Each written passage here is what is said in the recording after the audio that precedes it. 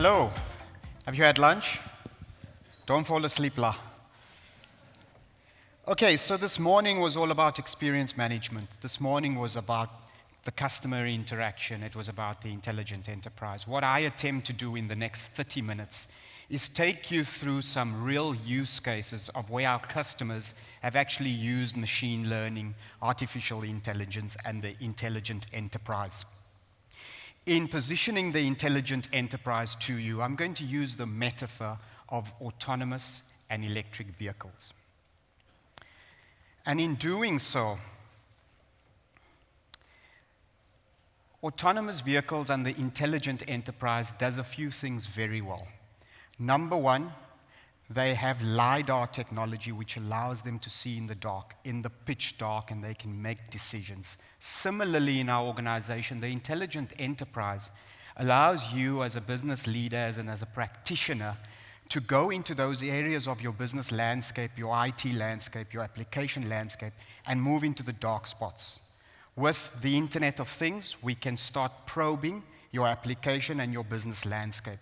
We can once take data that sits in siloed databases, bring them together and connect them.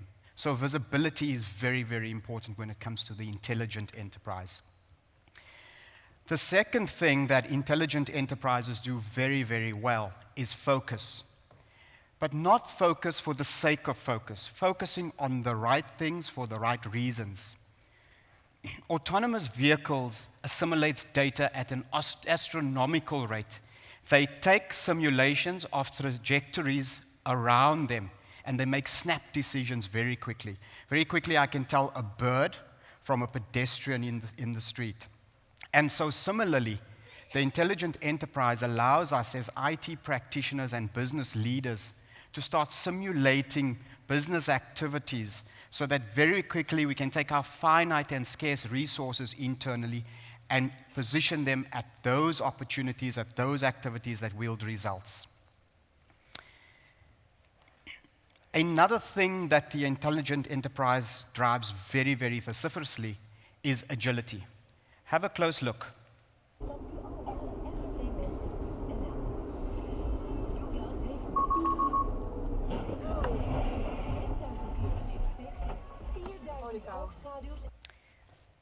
I don't know about you, but I didn't see that accident coming until I heard the beep of the car. An intelligent enterprise allows us the opportunity to foresee and warn our business users, our leaders, our decision makers of accidents that will happen in our business landscapes. What are some of these accidents that I talk about? Well, it's a production run that's gone too far. It's a triplicate invoice that went to the same customer 3 times over. It's those kinds of accidents that we encounter in our organizations on a day-to-day basis. And later, I will show you through the use of intelligent technologies and SAP's intelligent platform how we can circumvent that. Motor vehicles are no longer motor vehicles anymore. I love a Tesla, it's a dream car. But one of the things that Tesla is, besides a vehicle, it's a self-learning intelligence system.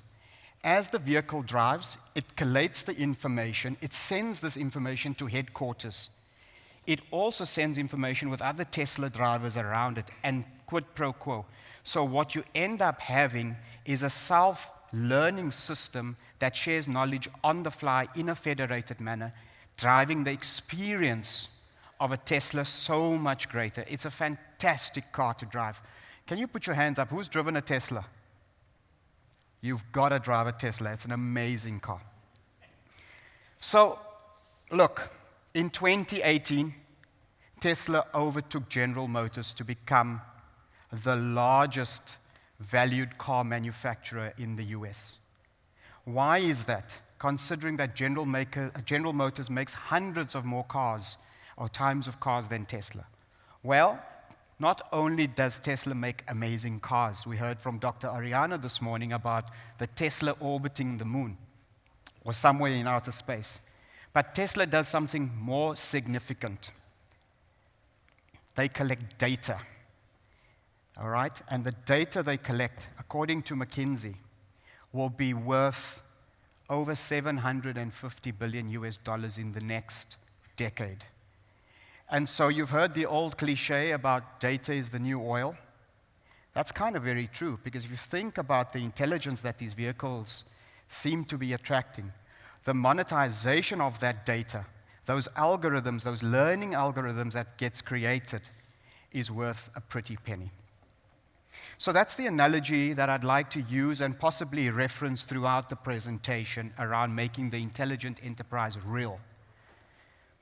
In the morning, we heard about experience matters, about operational data and sentiment data, or X data, experience data. And when you mash the two up, the why and the what, you've got greater insights.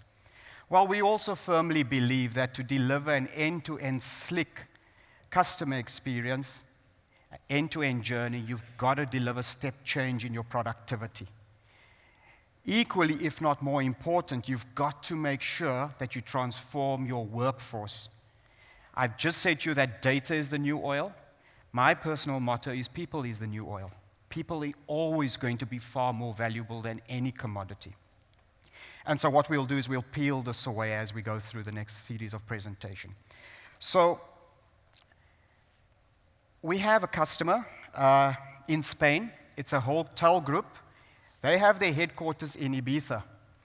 And so they are a very progressive organization. They run a series of boutique hotels. Their aspiration is to turn all their guests into raving fans that can jump onto social media and really celebrate them. How do they do this? They take every touch point of the customer visit and customer journey, whether that's from getting website information on browsing habits, whether it's using in-house portals or in-house utilization of augmented reality. They collect this plethora of data, they stick it into the SAP C/4HANA system, and what they end up doing with this data is creating a far better customer experience.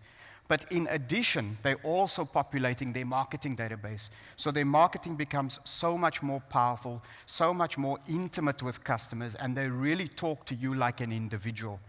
So that is the Palladium Group in Spain, making use of SAP's C4 suite.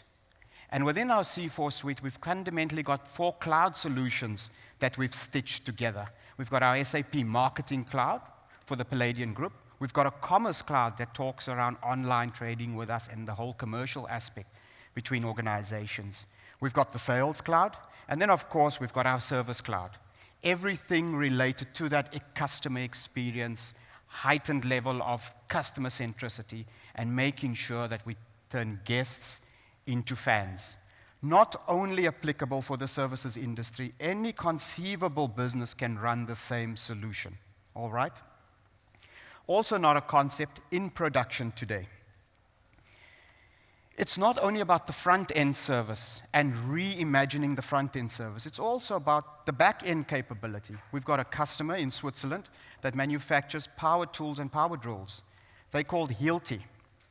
One of the big challenges that Healty had is their tools are very expensive, and so these tools go missing.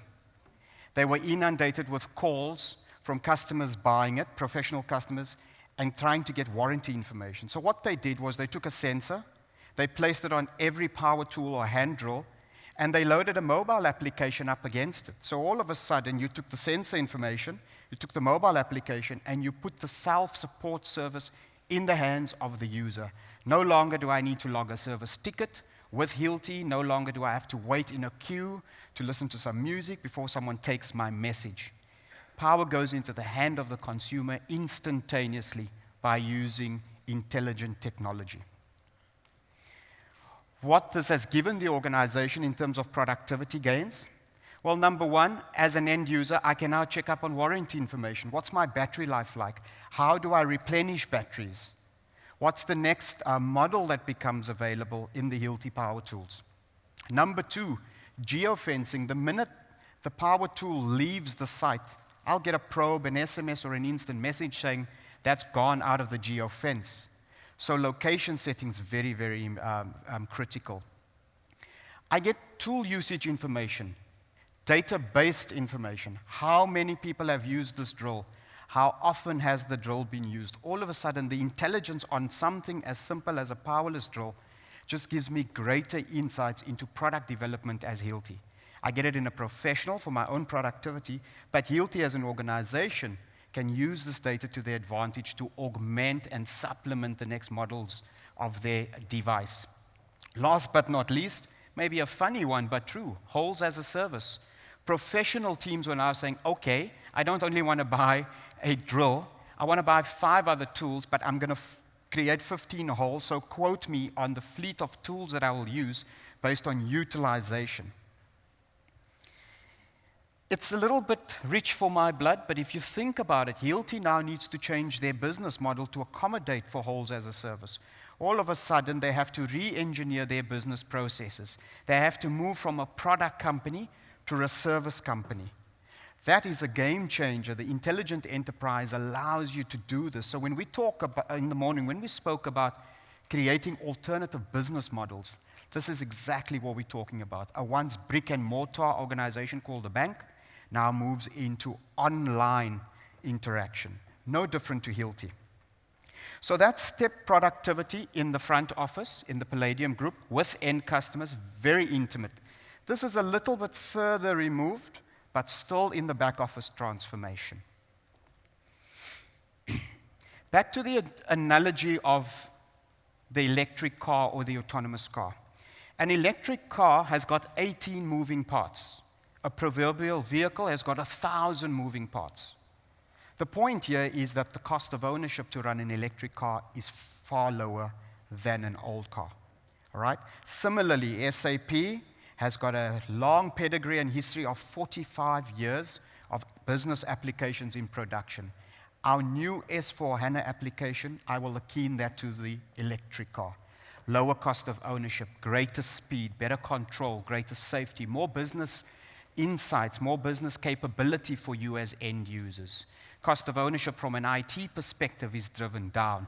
Lots of embedded capability like artificial intelligence that I will empirically prove to you later, machine learning and so on and so forth, embedded analytics. So I'm teeing this part of this presentation up around what the intelligent enterprise allows us to do. Moving forward, a fantastic example of how we use blockchain in production today. We've partnered up with a US-based company called Bumblebee Foods, and what we do in the blockchain is phenomenal. We have the ability to take an angler or a fisherman catching yellowfin tuna in Indonesia, catches his fish, uploads, scans the device, tags it, and uploads it to the blockchain. This information then stays in the blockchain. Now, when you're running any complex process that involves multiple partners in a secure environment, blockchain is a great, great device and technology to run. We've got an SAP blockchain that can now see this yellowfin tuna land up in a laboratory where it gets studied. The information about this yellowfin tuna is then uploaded to the blockchain portal. Restaurateurs in the US can see the quality of the tuna. They can then bid to buy on it, and they can order through the blockchain, a high-trust relationship. We can go as far as fundamentally going into a retail environment where someone may be wanting to shop. All they have to do is take out the yellowfin tuna that's vacuum-packed, take out their mobile device, scan the QR code, can see exactly where that yellowfin tuna was caught. Was it done in a sustainable and responsible manner? And more importantly, we now take that data into the SAP Analytics Cloud, and we can start looking at, has this fisherman overfished? Is he fishing responsibly? What was the lineage of his fish? Are we stratifying our supply chain? Are we making sure that we are preserving the planet? So not just blockchain for the sake of cryptocurrency and bitcoins, but IT for higher meaning, IT for humankind. Not a concept in production today, fantastic. SAP has the ability to take that into your organization today. An example of machine learning, we heard about it in the morning. Some of us think it's a fad. It's not.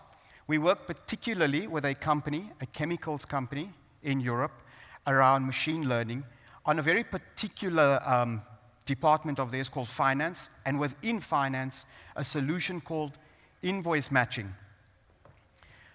What this organization had struggled with was an invoice matching problem. They could only reconcile 40% of their invoices what the bank told them they got. They would have problems like the reference number was wrong, there was 2 invoices for 1 payment, or 2 payments for 1 invoice. So they turned to SAP, we worked with them, and what we ended up doing was implementing a rules-based system. If this, then that. So proverbial IT programming. And we, over a period of years, got them up to the 70th percentile of accuracy when it came to invoice matching. It was still not good enough for them. They turned to SAP one more time, and within a period of 2 weeks, we got their invoice matching process to 94% of accuracy. How did we do this? We did this on 2 bases. We had a machine learning program with its algorithm that we put into production. We took their legacy data, we took the data that we got from the 70th percentile and put that into the machine learning concept. What we ended up doing was the minute there was an outsort or there was still a further invoice reconciliation problem, we took manual labor, made sense of the problem, programmed it back into the machine learning algorithm. And so here you see a real example of an application, a machine learning application and a business process enriching itself day on day, week on week, month on month. And so maybe this is not so cool like robots and stars and big shiny lights, but this organization sends out over 150,000 invoices daily across 12 countries. So the productivity gains that they've saved, the efficiency that they've saved has been phenomenal for them. Remember in the earlier slide, I showed you the motor vehicle that beeped, and we've got to anticipate these accidents. This is that beep in production today. This is not a concept. This is a machine, and the machine learning showing us when an accident is about to happen. There's been a delay, and the application and the system is now forecasting that there'll be a delay in a shipment. It allows us to do a few things. We can either call the customer and tell them way in advance that there has been a delay. We can start discounting to the customer. So the machine now starts emulating and starts thinking at nanoseconds items that human beings don't ever anticipate. Similarly, in this report, it's a deal intelligence report. On the far right, on this side, this is the machine learning data. And what the data tells us is, speak and phone to this customer first because they are likely to buy now based on past trends. And by the way, if you are going to phone them, sell them these products because the machine learning intelligence gives us access to a plethora of data where in the past there was similar behavior. We can now reference that. We can now leverage that information, okay? Never be a 100%, but at least it's going to up our customer centricity and our ability to really build a greater rapport with our customers. So, real use cases of machine learning today. Those were just a few in finance and a few other areas. We've got hundreds of machine learning applications in production today across our SAP suite of applications and solutions. We have an extended ecosystem where we bring our partners in. So where our algorithms are not necessarily of industrial strength, we will co-develop and co-innovate with our partners. So I firmly believe that over a 44-year period, in 25 industries, SAP has always been extremely strong in taking those repetitive business processes that sit inside of your organization and automate it. Machine learning is no different to what we've been doing for 44 years. The technology's grown up, and it allows us to now do this simulation and augmentation of human intelligence. So, when digital transformation fails, it's not about technology. It's mostly about organization, and it's mostly about people, and it's about culture. The tech works. So a great example we had was a company called Bentley, who really wanted to extend their end-to-end experience management solution. And what they realized and what their customers were telling them, it was not so much about the experience management. More importantly, it was about the quality of their craftsmanship. the quality of their engineers, the quality that we associate with a Bentley as a vehicle. And so what they did was they turned to SAP from an employee engagement perspective and said, SAP, we want to make sure that we onboard the right people.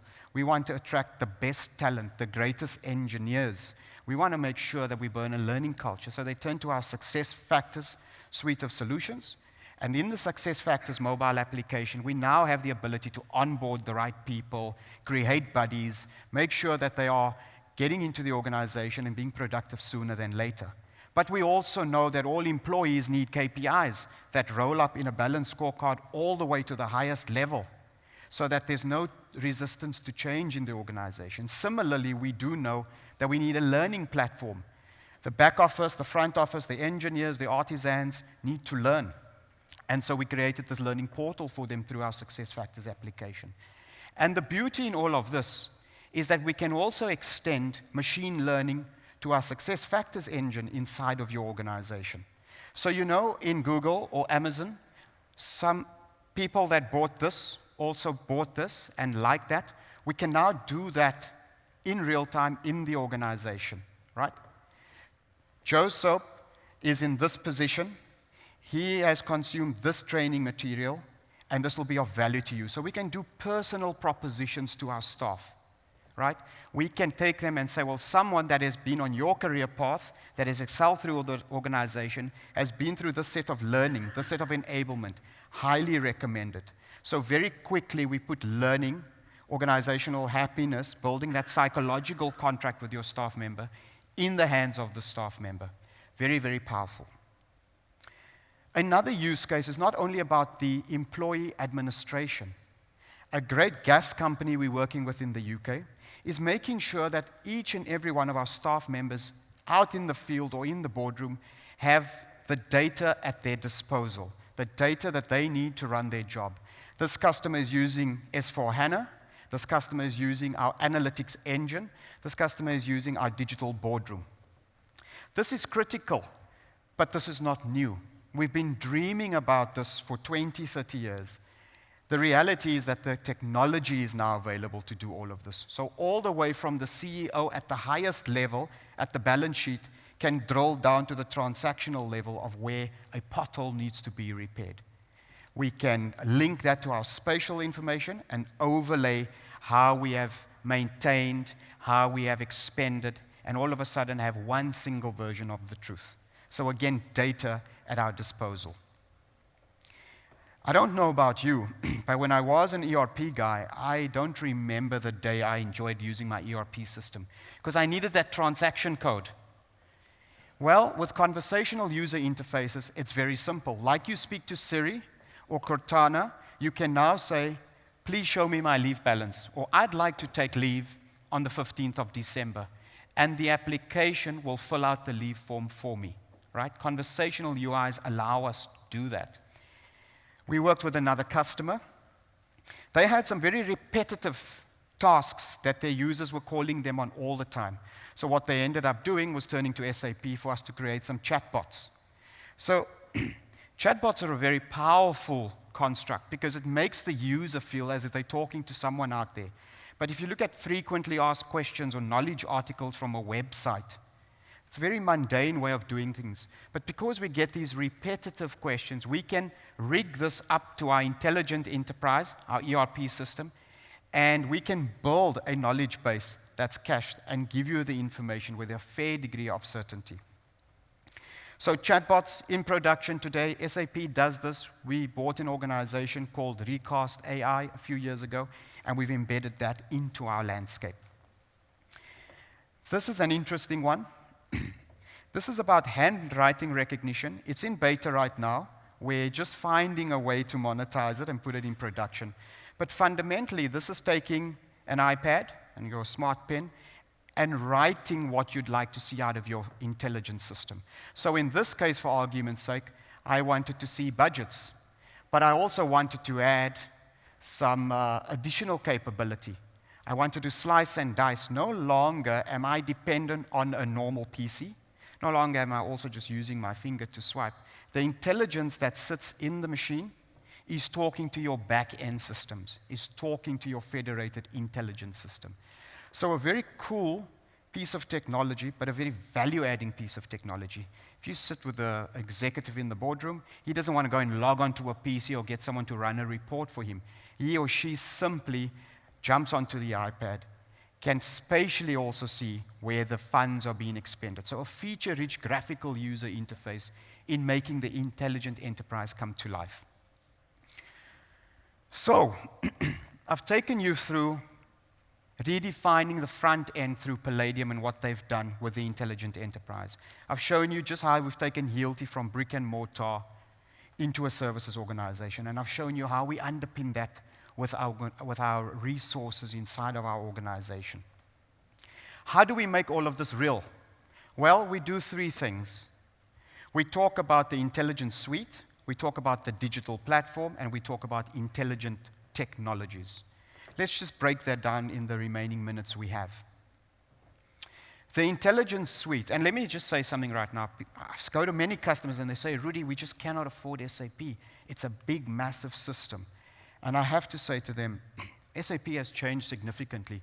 We have a modular set of business applications. You can buy it all, or you can start in your customer experience space. You can start in your employee space. You can start in your manufacturing space. And if you want to end there, good. You get the capability and the feature-rich business solutions you need. We've got a plethora of applications that sit across the intelligence suite. We have out-of-the-box integration, and more importantly, we've got all that embedded machine learning applications, artificial intelligence in the box. The second point that we really want to hone on in, and this for me is critical. Colleagues, if you don't remember anything from this presentation, remember this slide. It's all about data. And so SAP has got an industrial strength data platform. And two particular items is data management and, of course, SAP Cloud Platform. Whether you have a data lake, a legacy business warehouse, disparate systems, third-party applications feeding you data, the Data Hub is an orchestration tool that allows you to bring the data together at one point in time, serve it up to an audience through a stratified graphical user interface, whether that's a report, whether that's a dashboard, or whether that's simply just the live application. It's all in memory, so we're no longer running batch. 24 hours, get data to reconcile, real-time data at the disposal of your fingertips. Moore's Law has allowed for that. Chipsets, IT has really allowed us to embrace these big quantum machines, and so that's why the technology works even further. The Leonardo Platform, you heard about it this morning. We often talk about machine learning, artificial intelligence. I've empirically proven to you that these applications exist in production today. I've showed you our roadmap that's got over 125 machine learning bots, for lack of a better word, or programs inside of them, and we're continually enriching them. Predictive analytics sits in this space. The Leonardo platform takes a different mindset. Perhaps the earlier mindset was proverbial IT with a step into the intelligent enterprise. This one is about ideation. This one is about uncovering business problems that you didn't know existed through design thinking methodologies. This is about making sure that you've got a solid backend, solid application layer, and now you can really take innovation to the next level. All right? So that was point number 3 around building your intelligent enterprise and how we make it real for you and how you too can realize some of these productivity gains and solutions that I've taken you through a few use cases. Bringing it all together, how do we make sure that we get a learning organization and a teaching organization? It's a continuum that doesn't stop. On one end of the scale, it's about your digital platform. On the other end of the scale, it's your intelligence suite. In the middle are all these new technologies that allows us to propel organizations to the future so that we can focus our resources where they matter most. And then last but not least, it's about simplifying your IT landscape. And I'll reiterate that. We will integrate with third-party applications today. You've heard the presentation with Microsoft, lots of co-creation going on there. You could run your SAP instance on the cloud on Microsoft capability. So, in conclusion, from my side, I think for us in SAP, we'd like to say to you, the sky is the limit. We are all on a digital transformation journey, and hopefully today, I've convinced you how we can take the enterprise, the intelligent enterprise, and make it real in your organization. I thank you for your time.